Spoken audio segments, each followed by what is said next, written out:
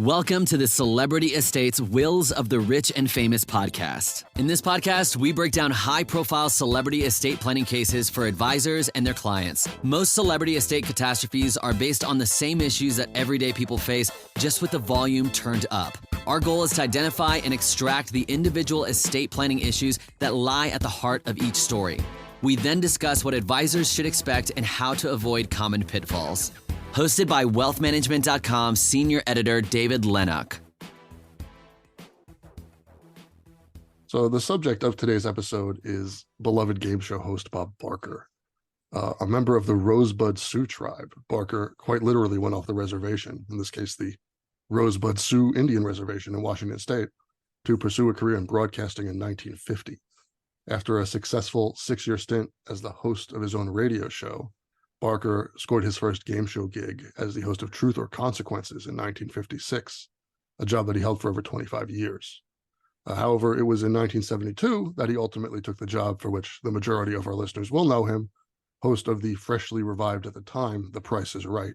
It is now the longest running game show in television history, so quite a come up.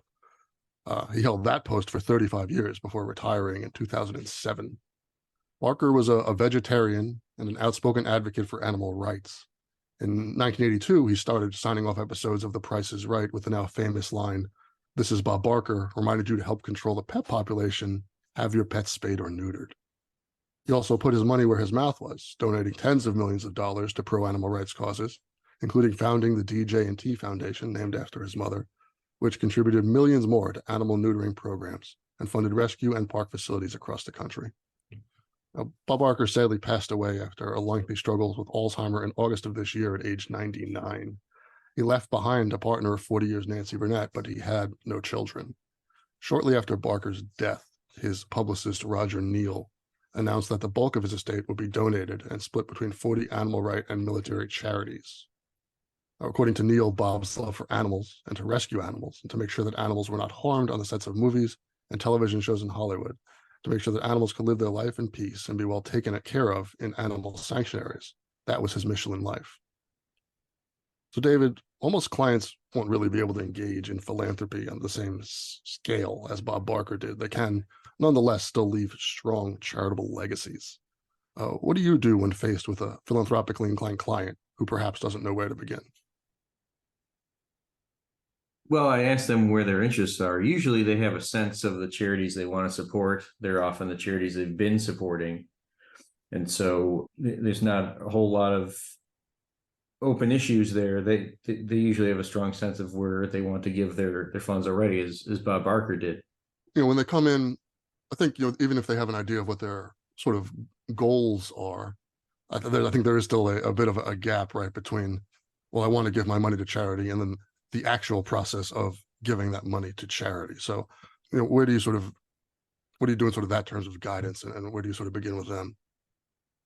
Well, I'm always careful not to put my own views in and tell them which charities to support. So, like I said, usually they know the charities they want to support already, or they're not going to leave it to charity, or they set up a family foundation, or they already have one. So often they'll leave their funds to the family foundation that'll be run by their family after they're gone. And that organization will leave the funds, will make donations to various charities over time. But if they don't, I've rarely, if ever, had a client say, I want to leave all my money to charity, but I have no idea who. They probably don't want to leave it to charity in that case. They probably don't feel strongly about any particular cause. So, you mentioned family foundations. That's, I think, the WMD of sort of charitable options, I think, for a lot of these families. But it's certainly not the only one. What are some of the sort of vehicles and the options that the clients have available to them that you work with?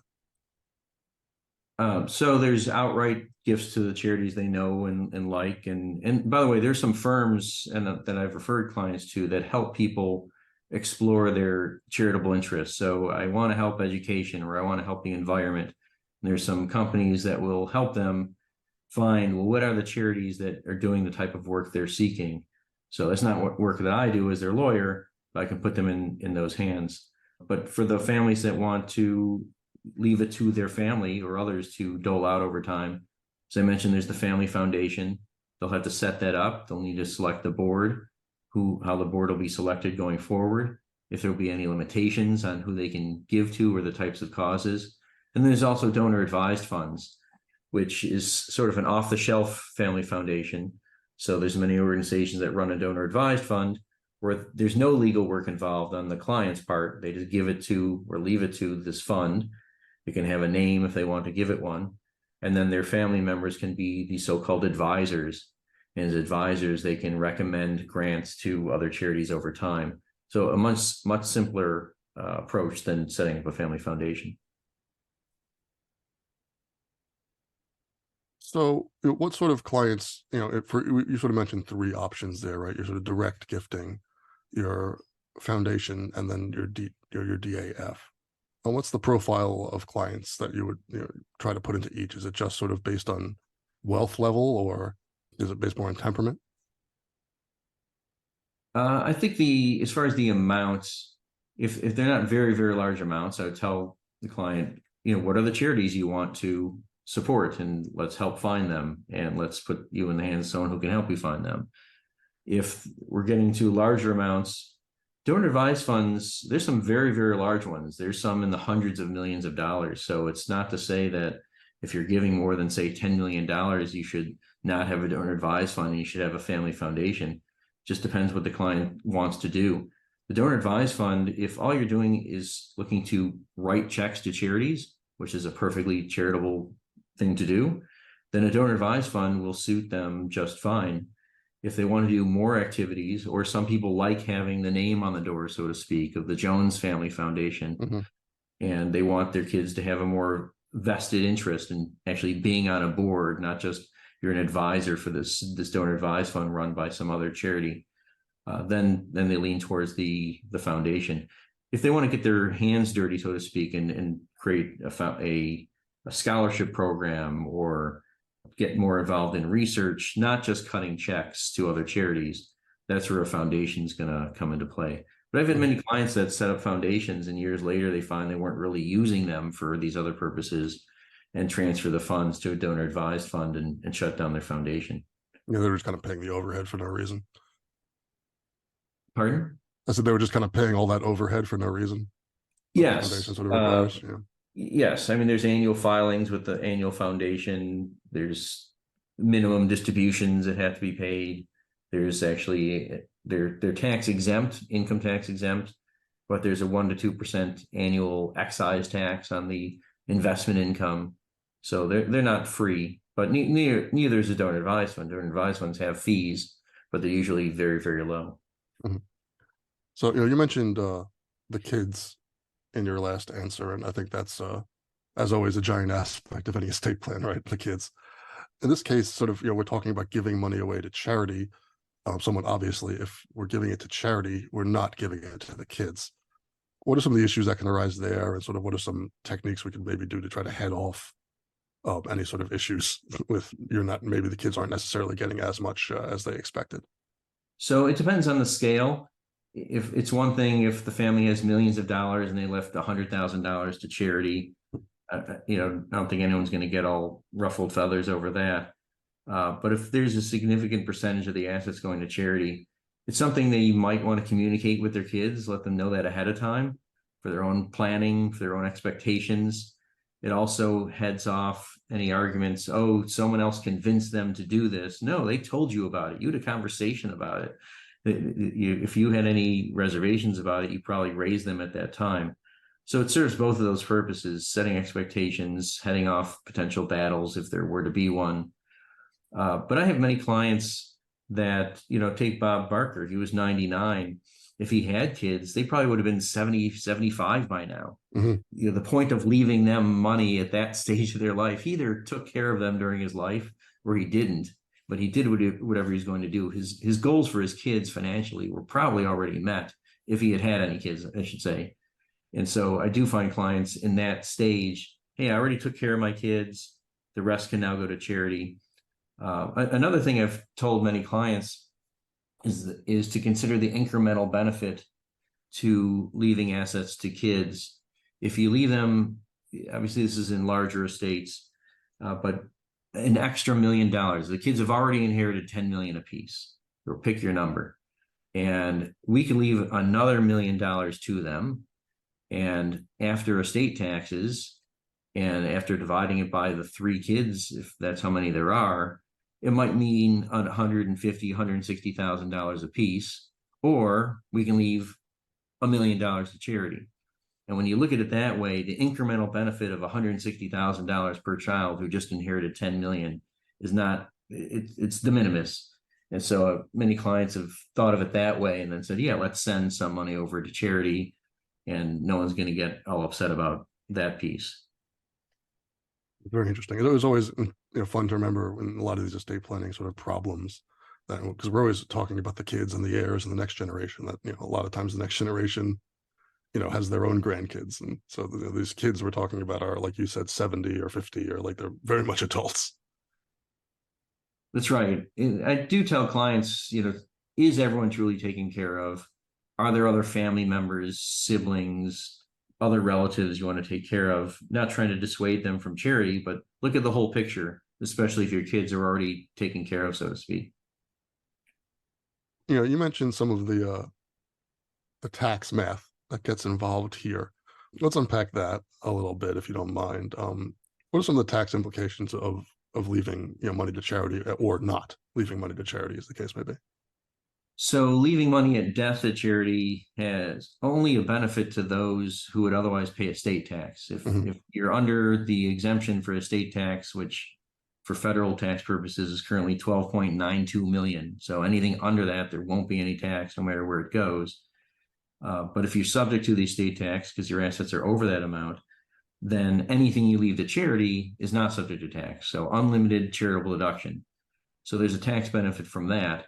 But if you're under that amount, there's no tax benefit. It's simply you want to benefit charity and support a charitable cause. If you give the money away during your life, including the day before you die, then not only do you avoid estate tax on those funds, but there's an income tax deduction you may get based on your income and whether deductibility limits. So I do encourage clients when they say, look, I'm going to leave $5 million or $1 million or 100,000 or whatever to these charities when I'm gone. I try to put in their head, you can do this during life if you're able and willing and can part with the funds. And not only will you avoid estate tax, but you also get an income tax deduction. So the government might be paying, a third of this or so based on your tax bracket through the use of a deduction. The day after you die, there is no income tax deduction. You're not here. And the other thing I tell them is it's more fun to give away money while you're here. You can see the benefits, you can see the fruits of your labor, as opposed to this will happen when I'm gone and they'll, have a ceremony in your honor, but you won't be there to see it. That's really a great point, David. I think that's, applies beyond philanthropy, right? I think it's to sort of most aspects of estate planning, with some, very obvious exceptions, highly appreciated assets and those sorts of things that you maybe want to leave in the estate. But for the most part, a lot of estate planning, it gets better if the money is given away, or the things are given away while the client is still alive. And the more, less stuff in the will, a lot of the times, the less stuff in the estate, the better.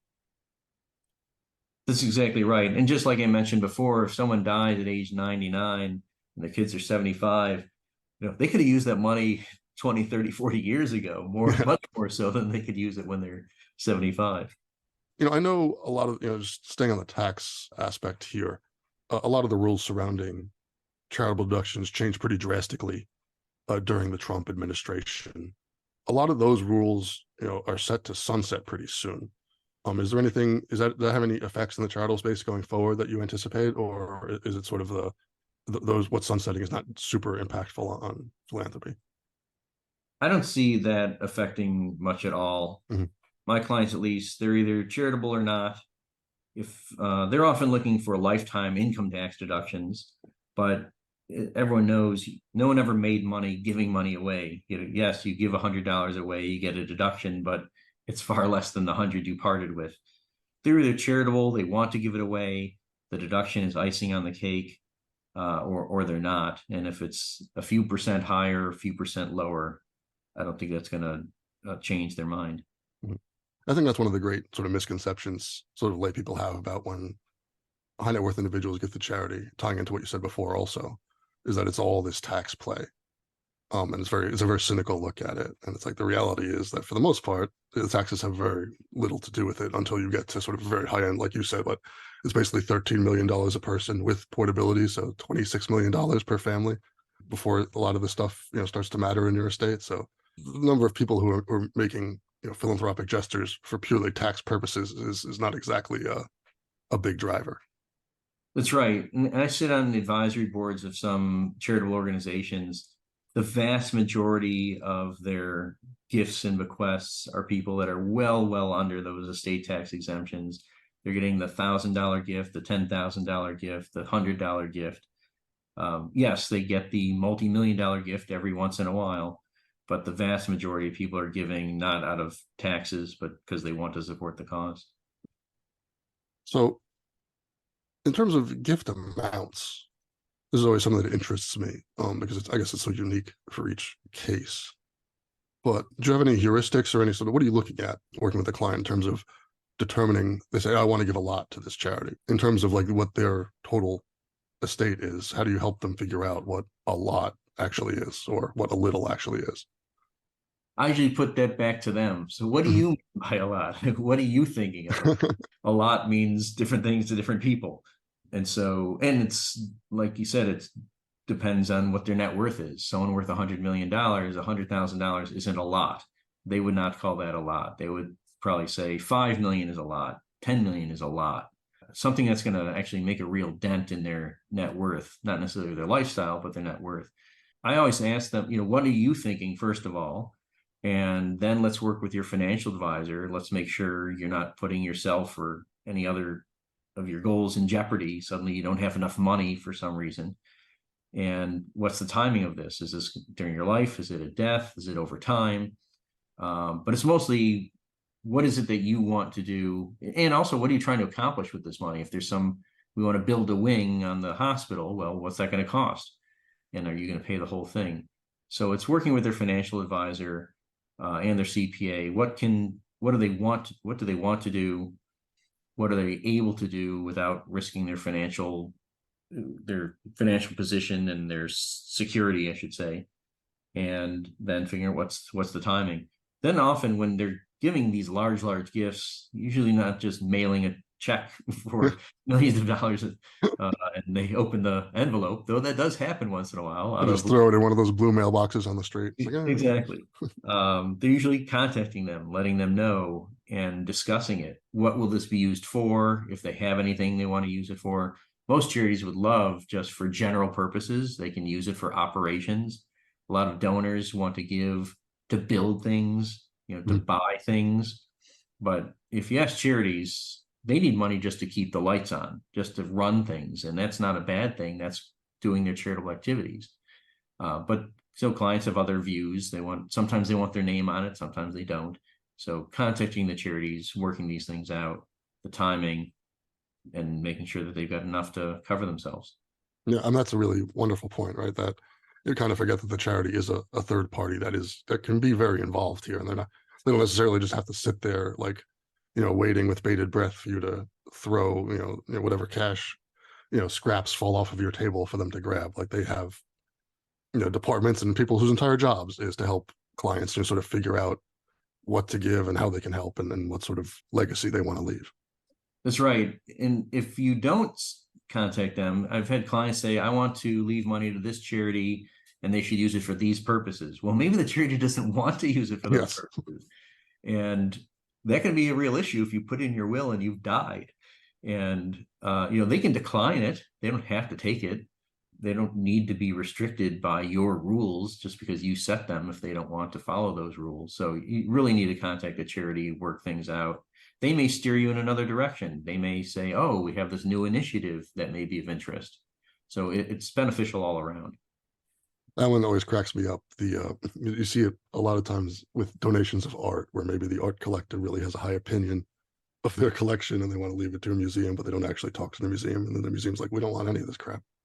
That's right. Or we'll take it. It'll be stored in the basement. Yeah. In the basement. Exactly. We'll use it to keep the stuff we care about dry. Like That's correct. By the way, that's the same with leaving the art to their kids. A lot of kids are it's the same with leaving anything to their kids, right? That's right. I mean, in this case, a lot of times, I mean, it'd be the same with leaving the private foundation to the kids. If maybe the kids are still charitably inclined, but not necessarily in terms of the same charity that the parents are into. That's one that I've seen happen in the past where the parents are sort of successfully passed on their values and raised philanthropic children. They just happen not to be philanthropic about the same causes. And so they think that by putting them in charge, in their will of the foundation, that, oh, this is the next generation. My kid will do a great job. But really, they've just like dropped this burden in the kid's lap, and it's just not good for the foundation or the kid. That's right. And if it's large enough, I mentioned there's this 5% minimum distribution rule for foundations. They got to distribute at least 5% of their assets to charity annually, with some exceptions. And that can be a big job. If there's a lot in that foundation, you give away the 5% one year, well, January 1 rolls around, you got to start all over and do it again. And like you said, the kids may or may not be as interested. It doesn't mean they're not good people. They've got their own lives and things going on. So that's a good point. And also, I've had many clients say, oh, we can set up a foundation, and the kids can work there. It'll keep the whole family close. And I caution them on a couple of those things. One, this is not supposed to be the paycheck for your children in the future. The IRS scrutinizes those things closely. If they're putting in 2 hours a month and getting paid 50 grand a year, that's not going to fly. It needs to be reasonable compensation for the work they're actually doing. And I also caution people, foundations don't keep families together.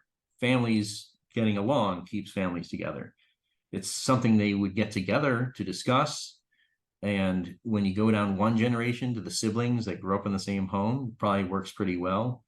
When you get down to the next generation, it gets a lot harder. These are first cousins who may have lived in different states and cities and have different relationships and never lived in the same home. And they have very different views on charities to support and everything else. So it's not so easy to pass that down. And I mean, just by the nature of that family estate planning math, there's going to be a lot more of them likely.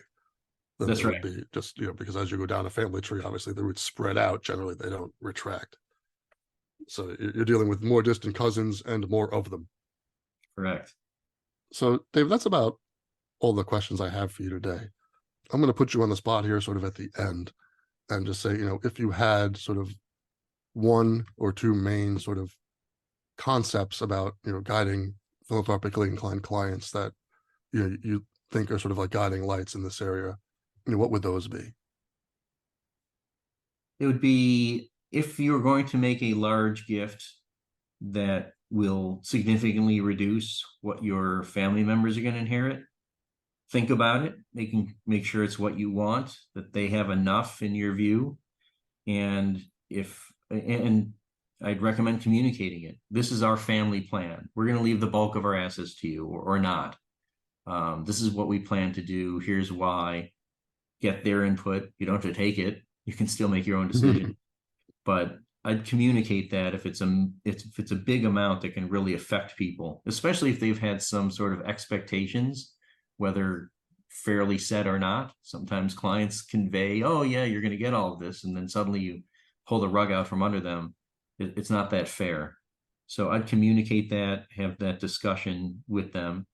And then as far as lifetime planning, or both lifetime and testamentary planning for charity, if there's significant amounts, really reach out to the charity to discuss it with them, because you may learn a lot more by having a conversation about what areas they really need help in, and that'll help guide your charitable giving.